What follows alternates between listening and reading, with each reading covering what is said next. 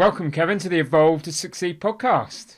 Thank you, Warren. Thanks for inviting me. This is our first video podcast. It's also going to go out on audio, but we are in your beautiful showroom for Bang Olufsen. You are MD, owner of Dawsons Bang Olufsen. We're going to learn a bit more about your story today, your journey with the business, but as we'll find out, this is, very much a family business and has been for generation after generation after generation. Yeah. I'm going to touch on that and all of those kind of things. So I suppose to our listeners, we should tell them a little bit about the business, a little bit about the history of Bang Olufsen, and your involvement with that. But the Dawsons as a business that was established in 1927. Correct. Yeah, 1927. My great-grandfather, George Dawson, who we had the shop in. Always been in Westbourne, and originally in Seymour Road. And most people locally will know where Shays Fred is. We're just a little bit further up from there. It's now a hairdresser's called Twilo, but that was the original Dawsons. And that had three generations. So my great-grandfather, my grandfather, Cyril Dawson, and then latterly my father, Peter Dawson, when he left the RAF in 1957. Wow. So I think the credit has to go to my father, Dad, really for the audio and visual side, because my grandfather had an interest, but not really. The shop was a little bit of 50-50 gift shop, and my grandfather was a known collector of watchcocks and brass microscopes. And the shop was a little bit divided between my grandfather's love of hoarding all that stuff, and also the odd little, radios and early days, of course, of black and white TV. Yeah, wow. In fact, it was the coronation last week that, of course, 1957. We started to think about what my business was doing then, and of course we were trading for a few years. You were well established at that point. And I remember my dad telling me that actually that year was a boom year for television purchases. Wow, because of the coronation. Yeah. Wow. Yeah. And do you know? Have you backtracked the history? What made your great grandfather George, was it? Yeah. George, start the business? Well, BBC had very early days of radio, and there was a radio, Cat's Whisker radio. I'm not completely au fait with the technology, but it was very early days of that. And then we also did accumulator recharges, because you've got to think back in those years, electricity wasn't in everyone's home. No. We were just coming into that era, and it's hard to believe that less than 100 years ago we were homes with no electricity, candles for lighting. And so people would bring in their accumulator to be recharged and take it home and have a battery operated system. But the family also had other spin-offs. Believe it or not, the Dawson family used to have a cinema in Southampton. Really? Yeah, and my great-grandfather, we had very early days of some of the bus routes. And if you look at the history of local bus routes, I'm afraid the players at the moment literally ran my grandfather off the road. And there's quite a lot of documentary on that if you look back, of the big boys coming in and literally arriving at bus stops to collect passengers that would have gone on to my family's bus routes. Yeah, bus routes. And some of those bus routes in New Milton, according to my dad, are still what my grandfather and great-grandfather started. So quite diverse. Quite diverse. Very entrepreneurial. They wouldn't have used that word then, would they? But really quite entrepreneurial as a family. Yeah. If I had the time, I'd love to go deep dive into the history and find a bit more about it. So my grandfather decided, I think, to retire fully. My dad, he's the one that drastically changed the showroom. Right, and he made it very audio-visual focused, high-end. Yeah, and it was in London, a show that showed electrical goods, where he met Bang Olufsen. Right. So that was 63. He met them, and in 64 we became a dealer. So over 60 years ago. Yeah. So that's our next milestone in Wow. 2024, 60 years. And it's even the history of Bang Olufsen in the UK. What probably a lot of people don't realise is that it was actually distributed then by the Debenhams Group. Right. And I have got a few products that I've collected over the years, and in the basement here, which I shall maybe show in the showroom a bit more next year. Okay. Where we've Come in got and see that. original certificates and letters from the then managing director, but you can see that it wasn't Bang Olufsen UK in those days. So, Right. in fact, there wasn't much B&O in the UK pre that era, and there was no deliveries. My father had to go up to London to then collect the product. Collect any stock. And he didn't have a van big enough, because I think I got a picture of my dad driving around in a British Racing Green Mini Traveller. And if you know the history of that, it was the one with the wood all around the back.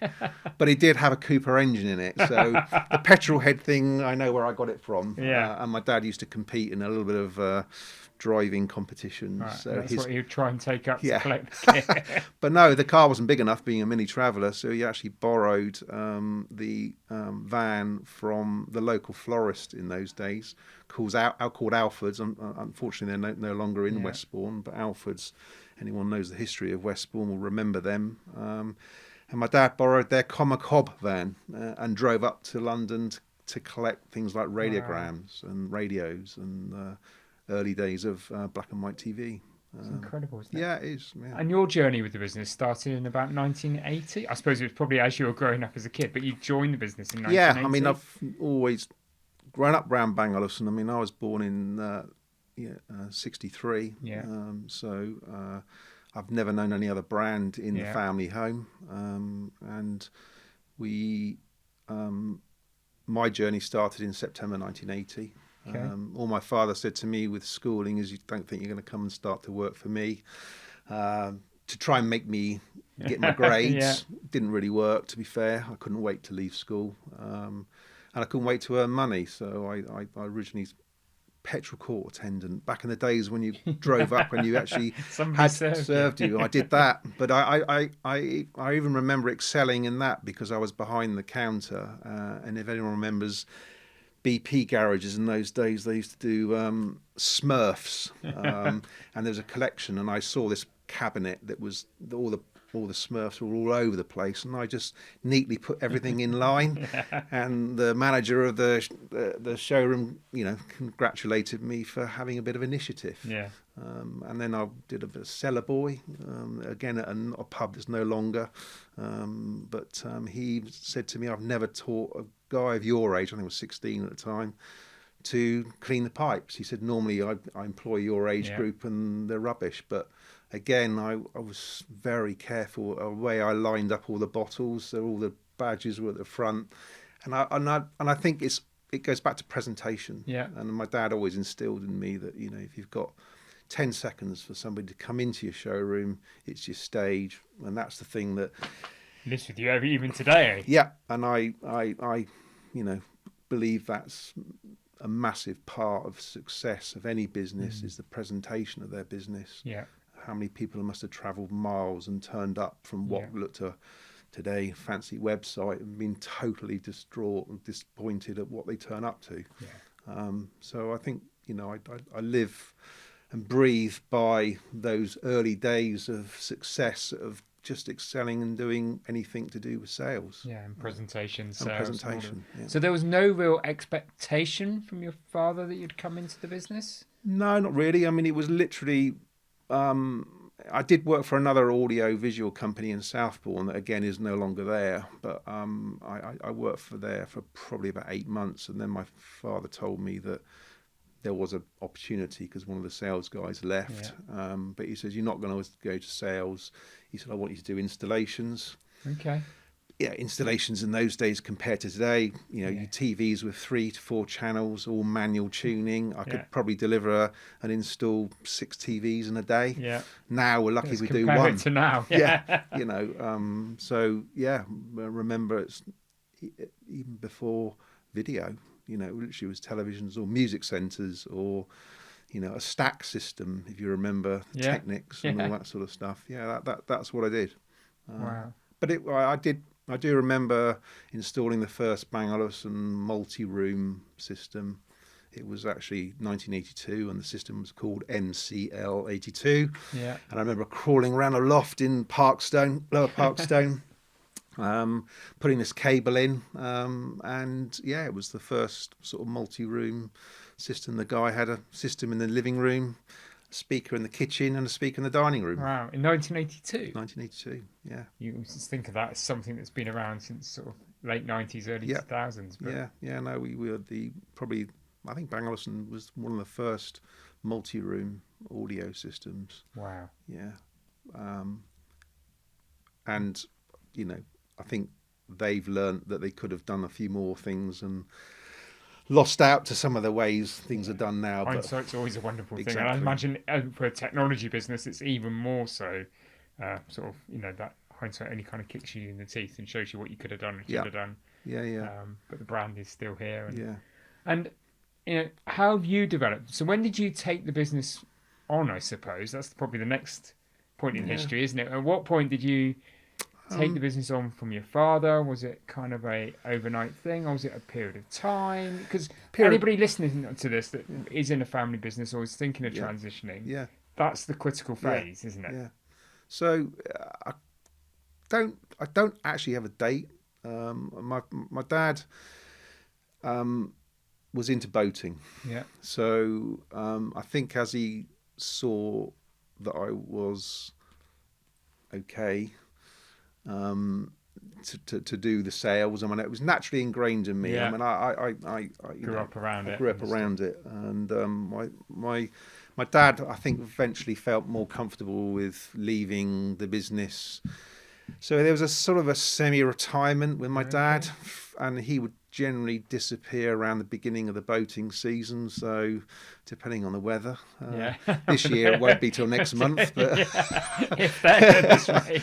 But I think generally he would disappear in April, and we wouldn't see him till September, October.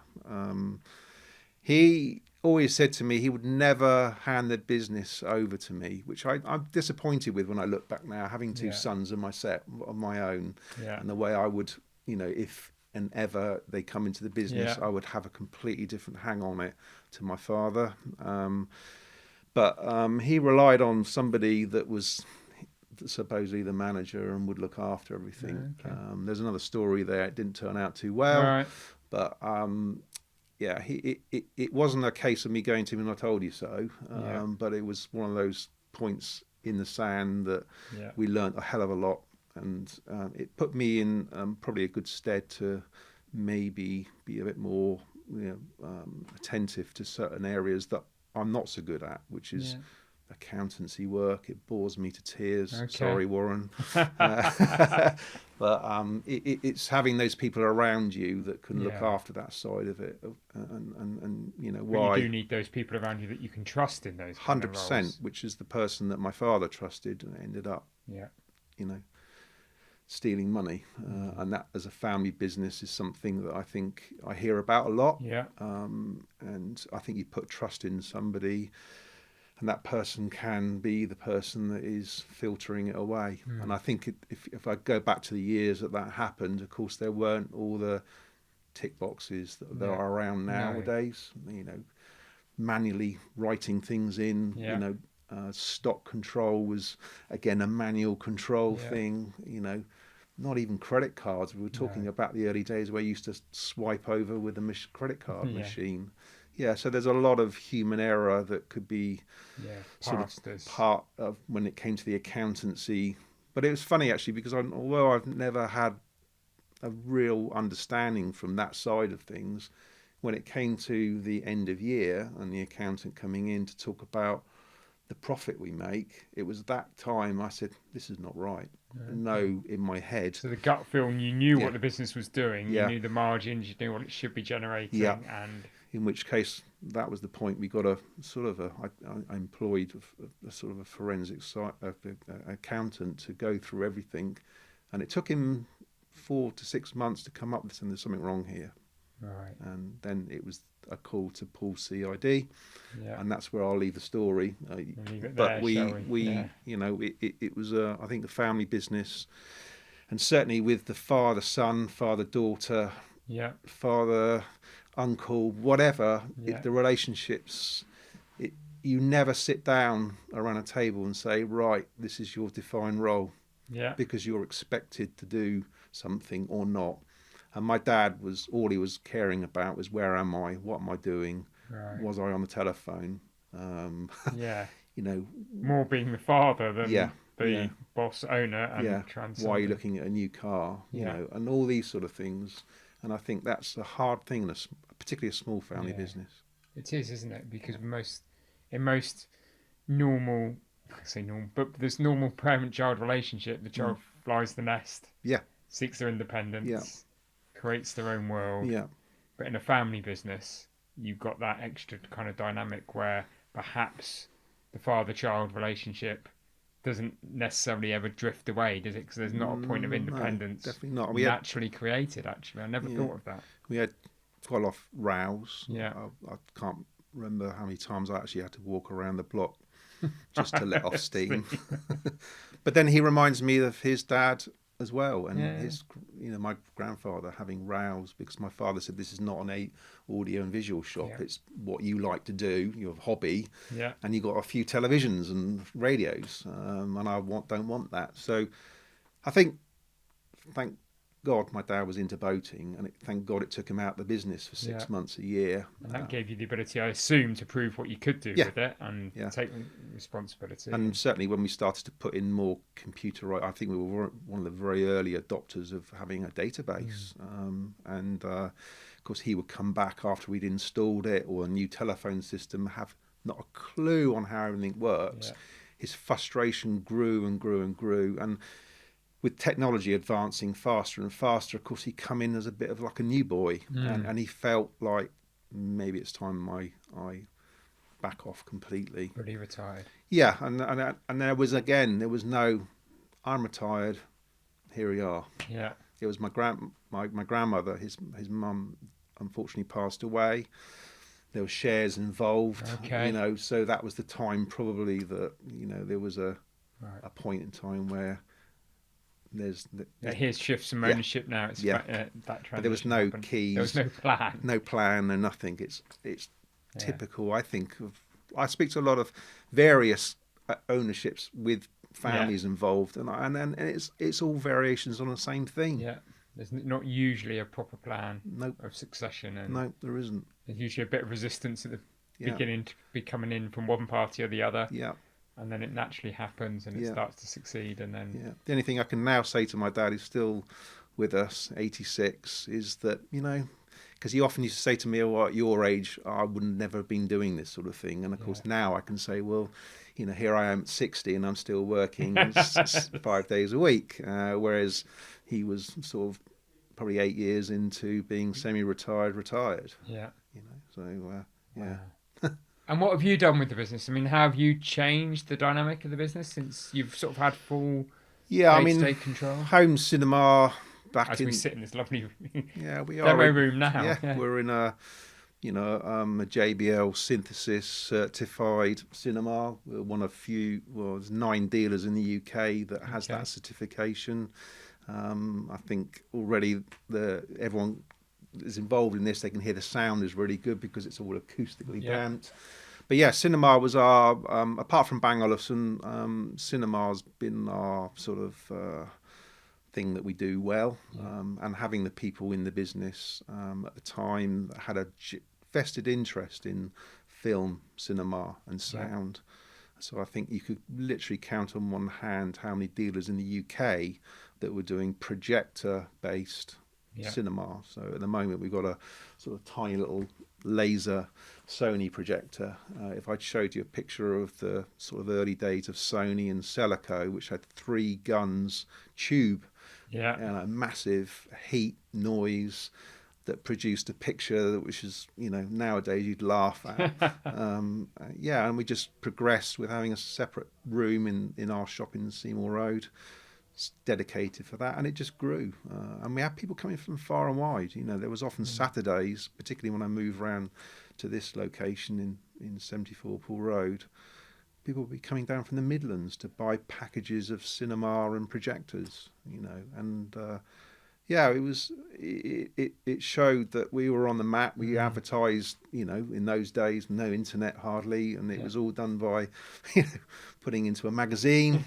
And it showed it worked, and of course we had a much larger slice of the cinema market because there was so few people doing it. So niche, so specialist. Yeah, and of course nowadays, I'm surrounded by people that purportedly do home cinema. So many electricians stick a sticker on the side of the van saying they're a cinema dealer. But I think I call our showroom an experience centre. And when I had the shop refitted last May, we were shut for 5 weeks, bringing the Bang Olufsen shop up to the standard that they want. We took the opportunity to do the Dawson side of the business, which is a new cinema, which we're sat in at the moment. And there's another room, the last bit of the puzzle to be done, which is next door, which is like a media room. Again, we want to do another JBL certified, but a lesser priced room.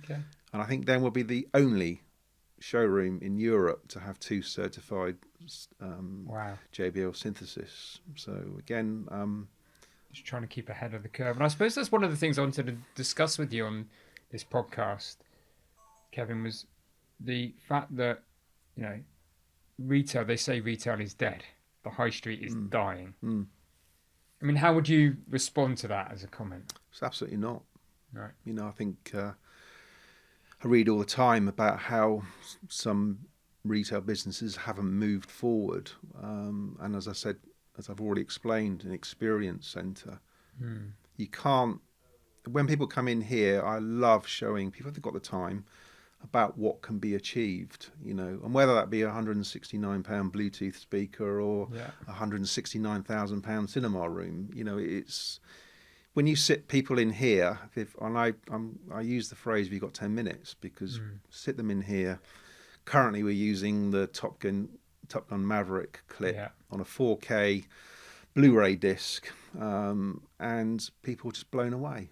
And they actually probably stay here for longer than 10 stay there and watch the film. And that's often said. I'll come and watch the whole lot. And it's something that I'm passionate about. I'm very much a sound snob. I can't watch a movie unless it's delivered through a decent system. And a thin TV that you can buy today from all the brands that you can think of. Thin TV, thin sound, and all these movie houses are spending as much money on location and video as they are sound, and sound plays a big part to how our brain engages with a screen. And everybody that comes out of this room after 10-15 minutes of the clip we show, they feel exhausted because they're almost holding their breath. And I think that's, for me, very satisfying, whether they're in the market to buy that sort of level or not. They're going to go away and talk about it to friends, at the bar, you never know at homes, at mates, and you just never know who that feeds through to. Retail is... So do you think retail the high street is going to more, places like this, that experience centre, as you call it? Is that how the high street is going to thrive and compete against online, which we'll need to come probably have a chat with you about as well in a moment? I mean, I still think we're in the touchy-feely listen type of area. Yes, you can buy a pair of our headphones online, but yes, you can send them back within a certain period of time, but it's still hassle. I like buying from a physical store. Yeah. I still get a buzz if it's something that is quality and something you want to experience. I suppose a car or whatever, a boat, or whether it be a watch, or whether it be whatever. I still like that ability to be able to go back to that place, and if it's not right, I can have a face-to-face discussion. Emails, online chat. How many people do you speak to that have the frustrations, and then there's a remorse? Oh, I wish I hadn't done that. Yeah, I wish I'd gone and spoken to somebody. And I think a lot of people in here realise that they're actually not spending a lot more money. Yeah. And I think when you're investing in some of the products that we sell, I would want to know that it's been installed by a proper installation team, and that's been a success of Dawson's, is that we employ all our own installers, all our own engineers.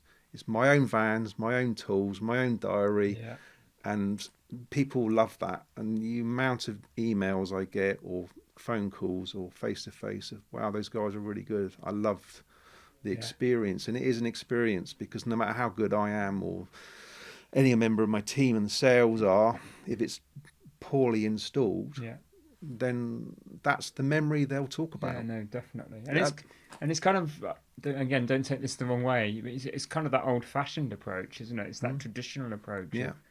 And going back to what you're saying just now, I loved on your LinkedIn, when I was doing a bit of research, you've got this saying of buy quality and buy once. Yes.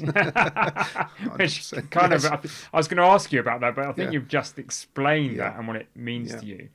But really what you're offering, and I suppose what sets you apart from the electricians and the others that say they do audio visual and all of those things to a larger degree or not, is that proper service, traditional service, taking pride in what you do.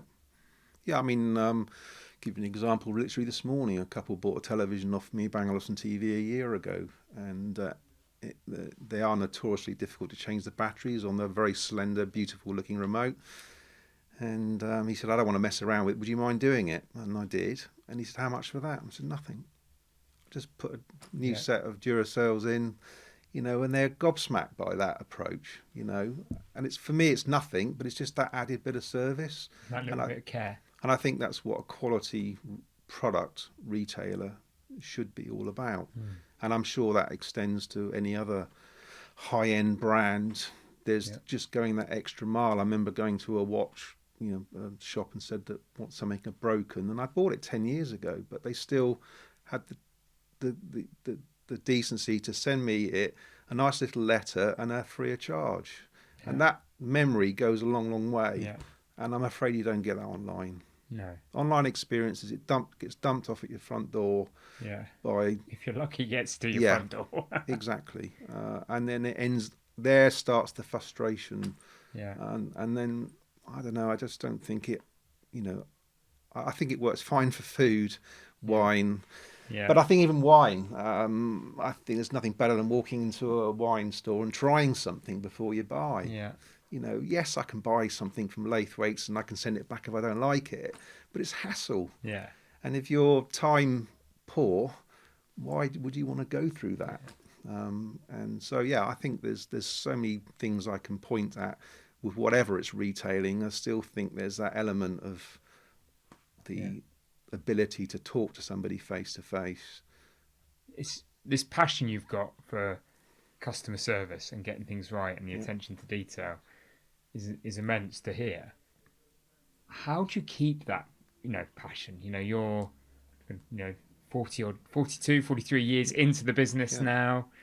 Like you say, at your age, your dad was coming out of the business. You're still. I'm having this conversation with you, Kevin, and you're as enthusiastic, I think, today as you probably were in 1980. I'm probably more enthusiastic because now, with age comes experience, and I've certainly learned a hell of a lot. I'm continually learning. I mean.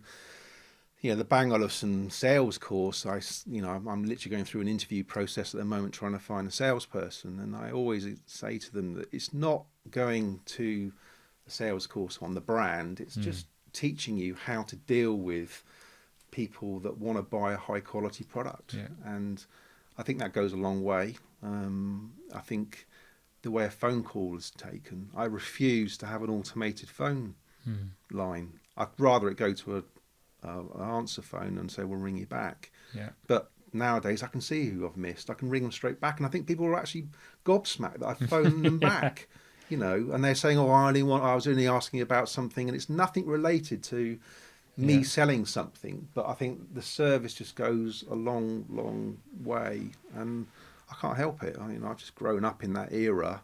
Yeah. It'd be interesting that if you know, my two sons ever came into the business, from their perspective, how much they would carry that on. I mean, they are 16 and 17, so now they have a voice, and they do say, I bore people to tears sometimes because I'm so passionate about Bang Olufsen or cinema. Yeah. But they say it jokingly. You know. I can't help it. You know, any conversation that gets around to what I sell, I just enthuse about the passion is there. It's just in me. You know, and I think people buy from people, no matter what brand you got above the door. Yeah, and whether you're product or service, that's so true, isn't it? Yeah, and we can all talk about, you know, some of the corporate way that car dealerships have gone. You know, I think it's just lost that individualness. I think I'll never ever want anybody to have that experience in my store. If they do, I want to know about it. Yeah. You know, and that's why I'm here every day. Yeah. You know, I'm at the front end. I don't sit in an office looking at spreadsheets. I've already told you that bores me to death. Yeah. You know, everything about this business is me, and I want everybody to be around me, an extension of me. And then whether that's going into a home, taking your shoes off, and we get comments about that. Yeah. You know, the vans, if they're filthy, I go ballistic. If that van turns up in a driveway and it's filthy dirty and it's got, you know, an old McDonald's, you know, how many vans do you pass? And there must be everyone's invoices and screwed up bits of paper and fag packet. Yeah. To me, if I drive past that, it's not giving a good representation of a business. And yet I say it day in, day out. Yeah. It's true, isn't it? Yeah, whilst I can't keep the vans clean 100% of the time, and not in this weather, I don't want anybody calling in saying, "Oh, so what, you one of your dirty vans the other day?" Because we do go out into the countryside. They spot the vans. But I think if you instill that into people right from day one, then they know that if they come in after a long sunny period and the van's still dirty by Monday morning. Yeah. Kevin's going to say something. Pass comment. And why I bought a pressure washer, why I bought the cleaning tools. And I don't skimp on that. I buy high quality cleaning products for the vans as well, because again, I want them to look professional.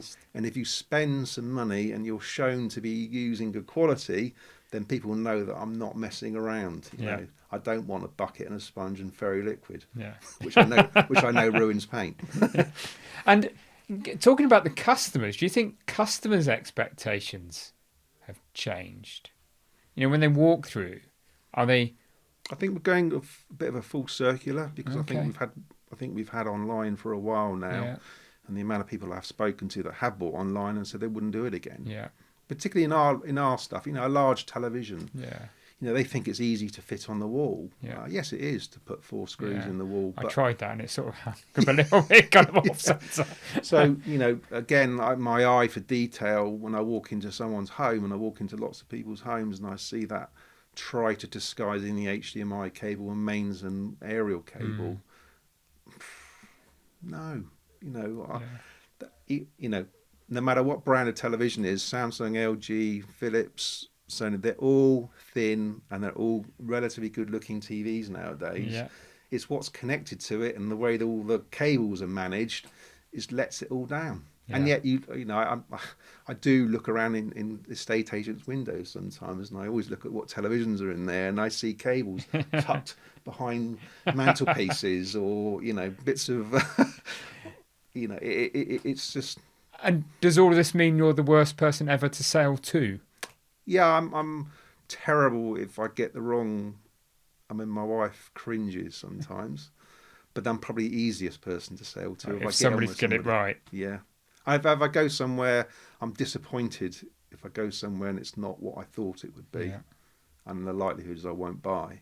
But if I go into somewhere, or someone rings me up and says, "Oh, it's about time you did this. Why don't you come in?" then I'll do that. And then I'm probably sold before I've even stepped across the threshold, unless somebody doesn't do something right or I don't feel comfortable. And that's something that we do. I think, do you know what? There's all this talk about, GDPR and people following up with phone calls, and we're very compliant with that. We have to make sure that people want us to contact them. But do you know what? They love us phoning up and saying, "Well, we've got a new model. Why don't you come into the showroom?"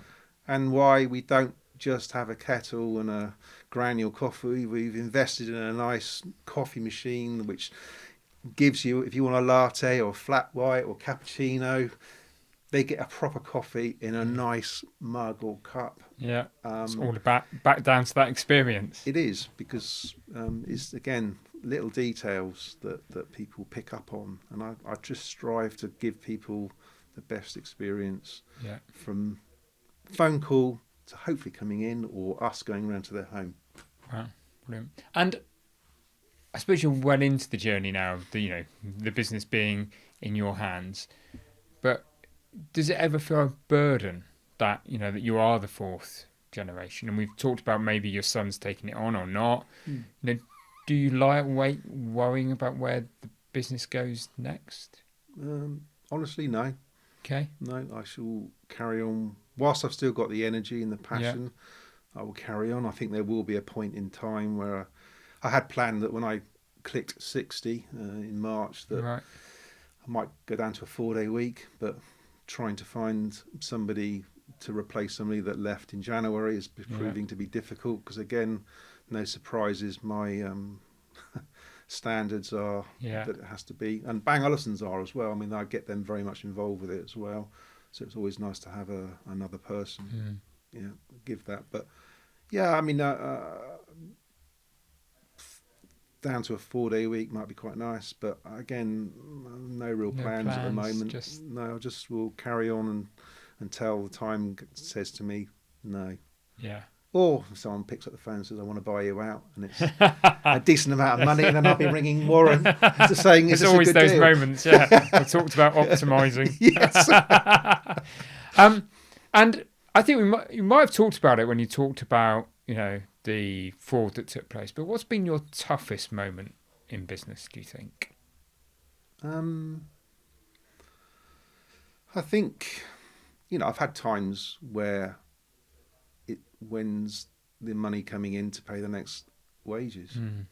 And I think any small family business have been through those periods, and we are, of course, very reliant on outside forces, and we've been through a few recently. But I think it was the time that I mentioned about the guy that my dad had trusted. That really hit us for six, and that's sometimes the bit that I think about, that if I hadn't had him here, I may have had an extra few $100,000 in the bank, because that's how much it was. Wow. And that's significant for a small business, small like family myself. business. Makes a difference. And I suppose those tough times do come inadvertently, because you're a high-end consumer, aren't you? Yes. So other businesses maybe have a broader diversity, but your customer base feels the pinch.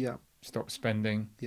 And I think the other thing was, when probably was by the then management of Bang Olufsen, was sort of not forced, because no one can tell me to spend money and open a new showroom, but I opened a store in Exeter in 2005-06, and then lo and behold, we had one of the biggest recessions come in year 3, which is the year I should be making it good margin and making it good, and that was very tough, because I'd never experienced a company having to put that into receivership and walking away from it.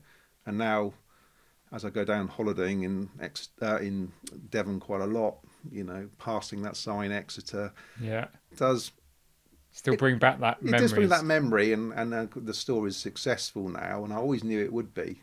But it was just again at times. It's about having the pockets deep enough. Those you were referring to earlier, as a family, small business, SMEs, they can't necessarily dig deep enough for long enough, even if you've got complete faith. But a few of my very close friends, colleagues that had also the same business but other parts of the country, they're no longer here in business and struggled massively and had to get rid of their homes, and I think I didn't, I got through it. And I think also I had the faith of Bang Olufsen. Again, I think passion sales, that they knew that if I wasn't in the business, who else would come in this area? And it's been proved many, many times in other parts of the UK and Europe that it doesn't mean to say there's a B&O shop in Westbourne. If it's taken over by somebody, is it going to carry on the same way? No. The heritage, the history, the passion disappears, doesn't it? Yeah. And it's interesting because you're really talking about that Bang & Olufsen relationship very much more than a supplier relationship. It is nearly like a partnership, isn't it? Well, that's what we're called partners rather than dealers now. Right. So in loose terms, I mean, I could also have they a still podcast. Want their pound of flesh, I'm sure. We could have another podcast on the moans, but no, I mean it is all about the numbers. That's one shift that I've seen from maybe 10 years ago. You're very heavily targeted, and they do say you have to have this new store refit, and they give you. In fact, if it wasn't COVID coming, I should have done it in 2019. Right. But, I look at 2019 and financial year as a year I want to forget because of Brexit. Everybody was sat on their hands. No one wanted to spend any money because of the what ifs and what could be, So we just strive to keep ahead. And that's one thing that Dawson's has always done. We've always kept ahead of the pack. I could talk to so many incidences of where we were first to do something. Right.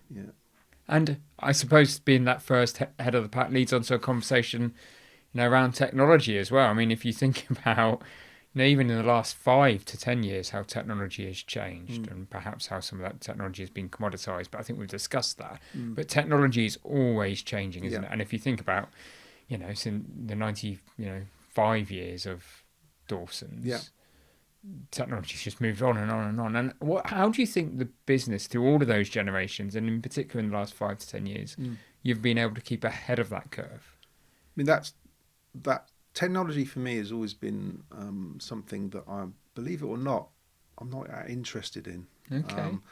I'm not nerdy. I like to be shown how things work, and if it works, it works. If it doesn't, it doesn't. You don't need to know how it works. I don't know how. And I'm probably a more typical our customer. We don't try and bamboozle people here with facts and figures about how bright a TV is or how many watts a speaker is. If they ask, we can tell them. But I think that comes around to having the team around you, where I can defer to somebody to come back to them with whatever they want to know. But if I go back to when I first started in 1980. Well, technology, what changed from 1980 to 1990? Not a lot. We were digital channels from analog and more channels and Sky TV. But you're right. Now, literally every 2 to 3 years, the change is massive. And there's lots of reasons why B&O have done what they've done with certain things. Like we no longer make a television. We partner up with an OLED brand, which they're quite happy to talk about in their brochures, being LG, because they're the best. And I can see now that every year there's a new panel that comes out. Can I see the difference between a 22 model year or a 23 model year? Probably not. But in the world of audiovisual and the world of reading reviews and everything, this is what some people like, and it counts. And I think you can look at that with cars. I mean, 2007, what a sat-nav panel looked like. And when you buy or go in a car with a 4x3 sat-nav, it just looks, I would rather have not had a sat-nav there, And car manufacturers are going through the same. And you can see why they're sharing the same platforms across many models and many brands. And I think the electronics world is and that'll probably be the thing that kicks in with me if I can't learn or remember. Or keep up to date. And that's what the trigger was for my dad. But I blame him for not being here for 6 months of the year. I think I'd be the same if I came back in, let's say I left now and came back in October. I probably would have to be learning back again. Yeah. That would be the frustration. Because the world just moves at a pace, doesn't it? Yeah. And what are you most proud about your sort of business journey and the business? Hugely proud. I can't wait to flag wave for 60 years of B&O. Yeah. And I can't, obviously the biggest one for us will be the 100 years in 2027. That is my goal, to still be here and still be part of the business. Yeah. Because I'd love to know another business in the UK that could say to me, well, actually, we started in 1923. In the audiovisual space, and there's not many in general, is there? Full stop. Yeah, maybe I'll get a letter from the king. Brilliant. Yeah. And just to wrap up, how's being entrepreneurial, running a business, affected you from a personal perspective and personal life? You talk about having the boys and all of that kind of thing, because it does impact, doesn't it? All of us that run a business, it has some impact. 100%.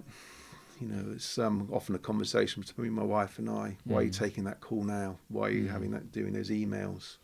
And I think you as a owner or head of any business, whether it's 5 people, 500 people, you have, or you should have, some form of responsibility. There's a huge amount on your shoulders. You know, I've got to have the money every month to pay people here. Thank goodness, touching wood, I've never let anybody down in all the years I've been here. I've even put money in myself personally, you know, back in some dark days. But I think I'm so proud of the business still being here and still being local in Westbourne. Yeah. You know, Westbourne's an amazing retail space, you know, particularly with the problems of Bournemouth Town Centre. Yeah. I think you look at Southbourne and Westbourne, we're nice little hubs of eateries and independence, and I think there's nothing better than having small independent showrooms, because we always go that extra mile. Yeah. We're not told necessarily by a corporation that we have to do this, do that, and the other. There's still that element of care and attention. Yeah. Brilliant. And my final question, Kevin, is what's your definition of personal success? Cool, blimey. Personally, I still been married for 30 years to Mandy, you know, and I've known her for since she was 17, and having 2 boys. You know, we struggled, 11 years of no success, and then bang, we go and get 2 in a row. Okay. And I think to have that family and, a son in 6th form that still doesn't know what he wants to do, but I still go home and he's got a car on the driveway which still got L plates on, but hopefully in a few days' time he'll have his independence. And I think, I'm very proud of that. And, particularly my wife has to take a lot of brunt of it when I go home after not such a good week or good day, or something's happened. She has to listen to it all. I think, particularly with the amount around mental health nowadays that we all know about, men don't talk about. I think it's just, being able to talk about things, whether it's good or bad. Brilliant. But that's. Well, we started the conversation about family. We've ended it about family. Yeah. It's been a great episode of the Evolve to Succeed podcast. If people do want to know more about you, but importantly, want to come and see the showroom, find out more about Dawsons Bang Olufsen, where can they go? So I'm here most days of the week, 74 Pool Road in Westbourne, and 01202 75 2000, or Dawsons at dawsonsav.co.uk. Brilliant, Kevin. As I say, thank you for being a wonderful guest. Thank you very much for inviting me.